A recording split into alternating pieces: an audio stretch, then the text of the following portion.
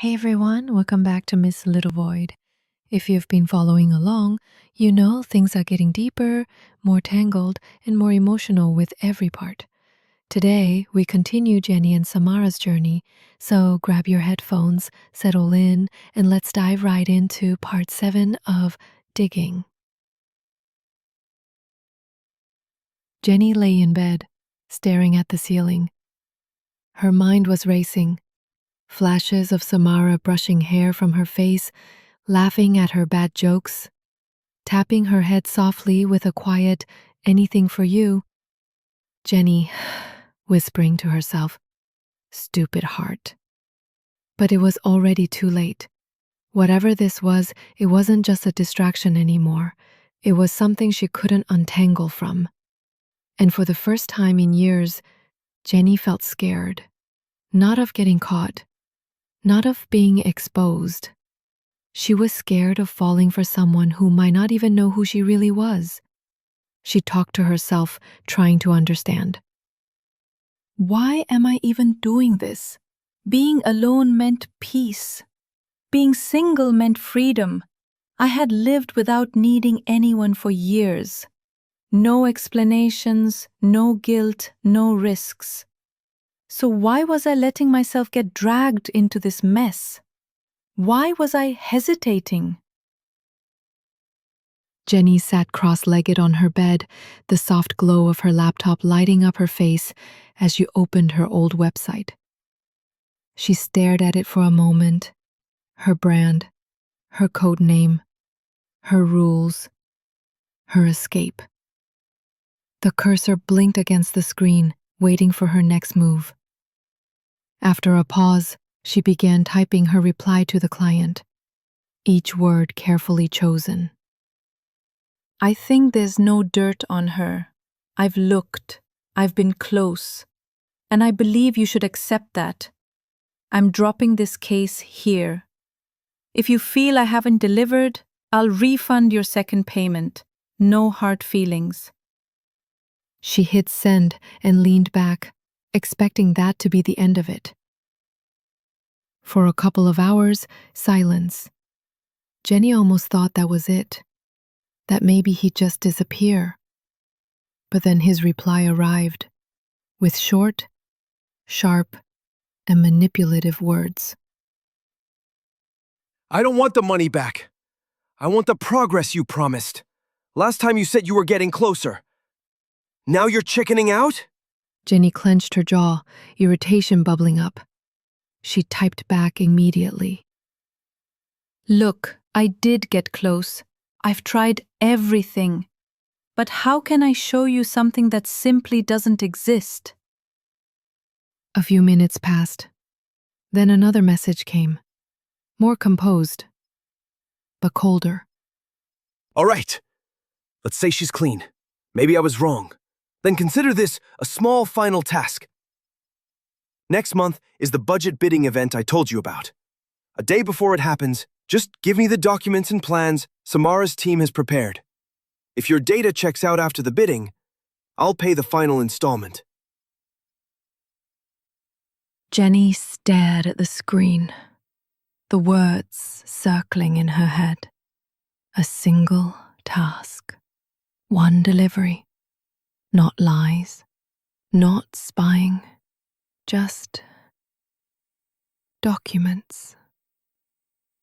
Her mind tried to rationalize. It's not betrayal. It's business. She'll never know. I'll be gone by then. This is my chance to escape all of this with enough money to breathe. She convinced herself and replied to him. Do you have a particular format or specific details you're looking for? Within minutes, the client sent a structured list of everything he wanted. Jenny's eyes traced the list. She didn't feel good. She didn't feel bad either. She just felt tired. And then, with a breath of resignation, she accepted the final task. And just like that, She was back in the game between her heart and her mind, a game of escape. But was she trying to escape from Samara or from Sunny? The next morning, Jenny sat alone in her cabin, buried under a growing pile of mental strategies and scenarios. Her eyes stared blankly at the laptop screen, but her mind was racing elsewhere. Plans of how to access Samara's files, how to trace the budget documents without triggering suspicion, how to keep her distance while staying close. It all jumbled into a loud, spiraling mess. But louder than all that was the soft voice of her heart, whispering Samara's name in between every thought. Unaware of the world outside her storm, she didn't notice Samara walk in. Samara paused at the door, amused and a little concerned, seeing Jenny so lost in her thoughts. Hello, miss. Are you even here? Oh, sorry, I didn't notice you. Did you say something? Samara stepped closer towards Jenny with a smile that felt like morning sunlight. I didn't. Just walking to my cabin and saw you so deep in thought. You looked like you were solving the secrets of the universe. No, I wasn't thinking. Just didn't get much sleep last night. Was it because of me? The question hit unexpectedly. For a second, Jenny forgot how to breathe. That was partially true, though not in the romantic way Samara might be hinting. Her nights were haunted by more than just Samara's smile. They were filled with guilt, lies, and unspoken truths. Jenny laughed nervously, cheeks warming. No, I was just tired from yesterday's event. Oh, come on. I was hoping I made it into your dreams and kept you awake, whispering sweet nothings. Jenny shook her head, biting her lip to suppress a smile. It was too charming, too genuine, and far too dangerous. Samara's playfulness melted into quiet concern as she reached out and gently tapped Jenny's hand resting on the desk. You really do look tired. If you're exhausted, take the day off. I'll manage without you for a while. That gesture, soft and sincere, cracked something inside Jenny. She had come here to collect secrets, to manipulate her way into protected corners of Samara's world. But sitting there, looking into the eyes of the woman who trusted her, who cared for her in ways she hadn't anticipated, Jenny wasn't sure who was being deceived anymore. I'll be okay. I can manage.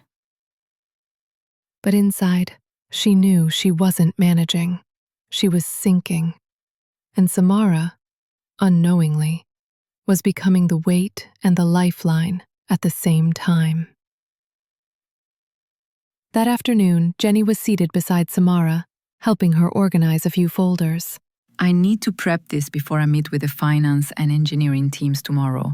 We'll be finalizing the budget proposals before the bidding next month. Jenny blinked. That was it. The moment she'd been waiting for. Trying to stay casual, she asked, Would it be okay if I sat in on that meeting? Are you interested in the project now? Just thought of expanding my knowledge, if you're fine with it. Of course, no issues at all. Actually, you'll catch on soon and maybe even help me shape the final version. Jenny nodded, trying to match Samara's energy. But inside, she was building walls of calculation. The next day, she took a seat at the back of the long, glass-walled conference room. Notebook and pen in hand, she watched as people from various departments filed in, accompanied by finance heads, engineering leads, data analysts, and Samara herself.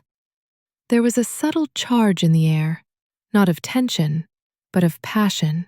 Everyone was alert, involved, and alive. As the meeting began, Jenny quickly realized she was lost. Formulas, timelines, phase rollouts, vendor bidding sequences, logistics flows, Terms flew across the room like a foreign language. Everyone spoke with ease, building on each other's thoughts, debating numbers and correcting errors, all while collaborating without ego. It was a kind of fluency that came only from deep knowledge, lived experience, and love for what they did. Jenny, meanwhile, just sat there, pen poised, page blank. Jenny had never gone to college. Her education had been survival, dodging danger, reading lies, setting traps. She had mastered the art of knowing people, not systems. She had hacked through corporate servers and identities, but never truly belonged in a room like this. She had seen countless corporate folks complain about their bosses, their 9-to-5 monotony, their burned-out dreams. But these people, they loved what they were doing. They weren't dragging themselves to a paycheck. They were building something with pride. The more she watched, the smaller she felt. When the meeting ended, she looked down at her notebook. Not a single sentence written. The room slowly emptied, but Samara stayed back, sorting her notes. She glanced over and smiled. Any doubts? You can ask me if something was unclear. Forget doubts. I felt like you all were speaking an alien language. I only understood the finance guy, and that too just the last 10 minutes about numbers.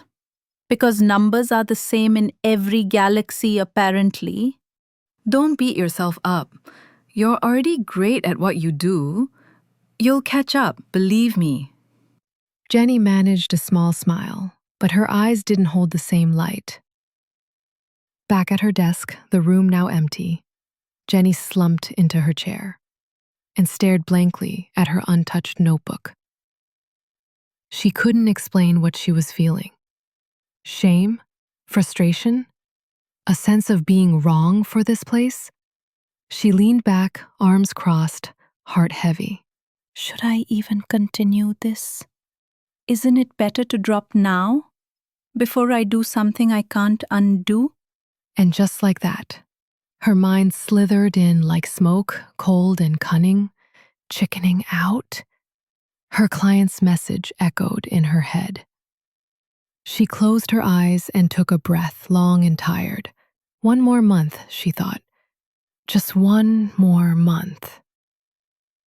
Within that month, Jenny became a silent fixture beside Samara, no longer just the girl helping with documents, but someone who was always present. She attended every meeting, sometimes even before being asked. Unlike the streets she came from, unlike the world where questions were met with suspicion or mockery, here no one judged her. Samara would listen intently to everyone's ideas, sometimes tilting her head in thought, and if she disagreed, she'd explain gently, not to correct, but to shape the thought into something more refined. When Jenny returned home each night, tired but strangely fulfilled, she opened her laptop. Her fingers hovered uncertainly, then typed the words she had scribbled down in the day, unfamiliar phrases, business terms, strategy models. She searched, she read, she watched videos. Her nights were no longer quiet, they were filled with learning. And slowly, at work, she began to change. She understood just enough to ask questions, small ones, sharp ones. Sometimes her suggestions were wrong, but no one laughed.